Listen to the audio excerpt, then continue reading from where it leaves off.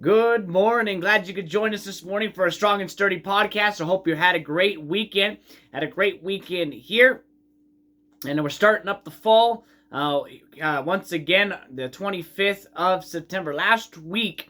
And how are you going to close out the month of September? We had a great Sunday here. Two girls that Pastor led to Christ some weeks ago. And finally got permission from their mom to get baptized. And we got them in the tank. That was a blessing.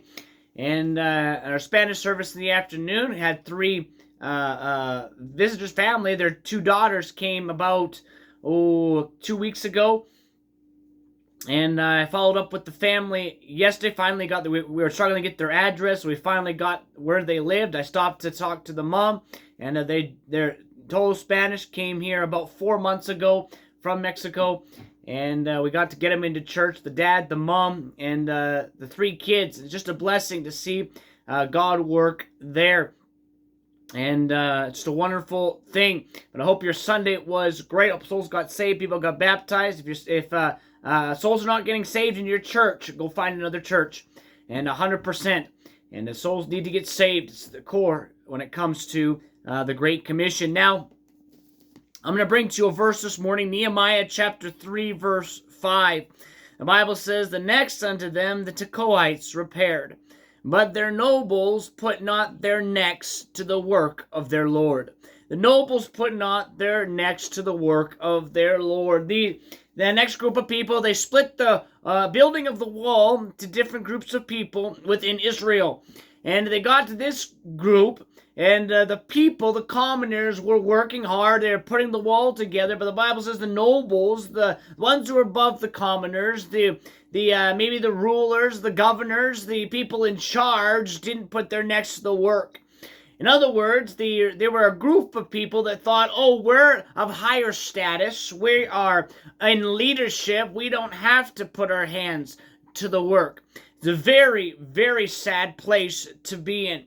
When as a leader that thinks that they don't have to work, a leader that thinks they don't have to put their hand to the plow, just as much as the common person put their hands to the work, the leadership ought to put their hands to the work, just the same, working together in one unit. Now I'm going to give you four things about work that I think will be a help to you this morning. Number one, never think that you have reached the status that you're exempt from doing work.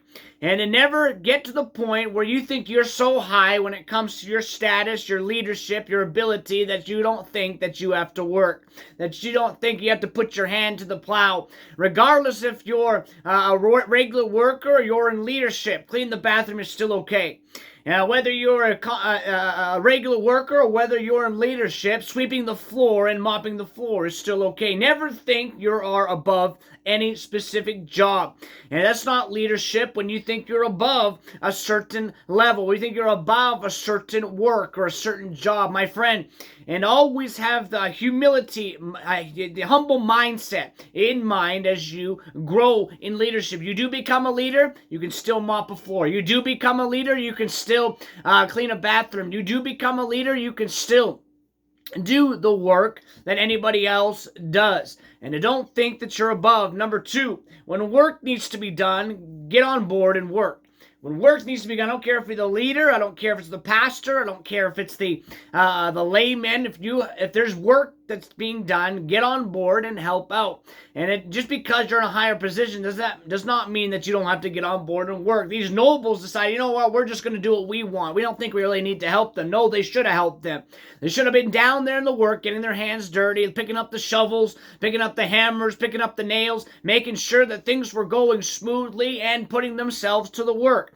And the same thing goes for you. No matter what position you're in, if work needs to be done, put your hand to the plow. Souls need to be saved, put your hand to the plow. It's sad that we live in a day and age. There are pastors out there that never go soul winning. There are pastors out there that never get out their hands to the plow. They haven't won somebody to Christ in months.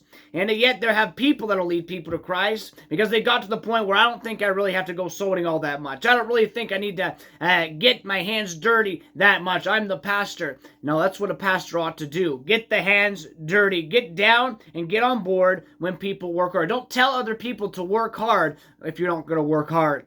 And it's a very sad place to be in leadership when the leadership says work hard, but the leadership tells the people to work hard, but the leadership doesn't work hard. Number 3, if you see something that needs to be done, take the initiative and get it done.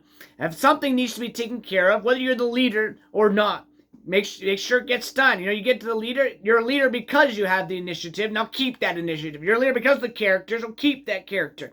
And when you're a common worker, you picked up the garbage that you saw laying around. When you reach the next level of leadership, still pick up the garbage. No matter how high you go, if something needs to be done, decide to take care of it. Don't think yourself at such a high position that you don't need to do the work, that you don't need to do certain tasks.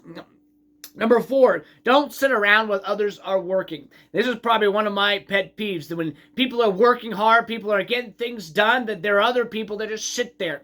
There are people, even in leadership, that sit there and don't help out, don't work, and that's frustrating. And you become a leader, you be in the work. You become a pastor, you be in the work.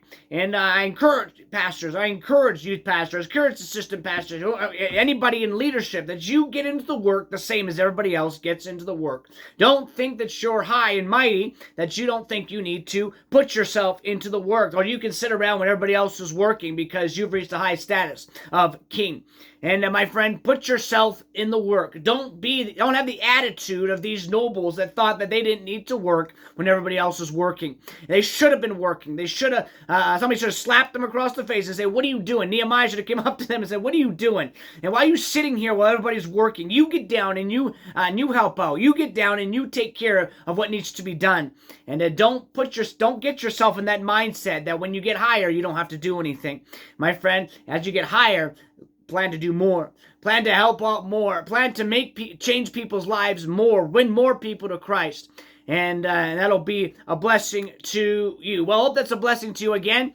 And if I can be a help too, please let me know. We'd love to see you Wednesday night, 7 o'clock. Actually, we got our missions conference this week, 6 o'clock, Monday, Tuesday, and Wednesday.